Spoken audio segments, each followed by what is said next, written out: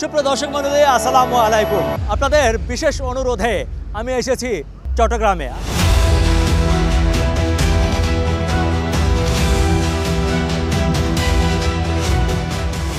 আর কি করবেন করেন করেন না করেন পেটে দূরে গেলে আপনি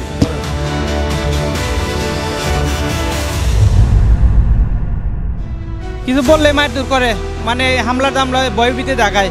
প্রতিদিন গাড়ি থেকে চুরি হয়। এই দেখেন দাঁড়ান।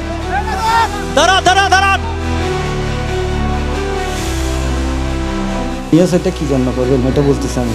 আপনার বিরুদ্ধে মামলা আছে কোর্টে, সো এটা এখন আপনার ব্যক্তিগত বিষয় না।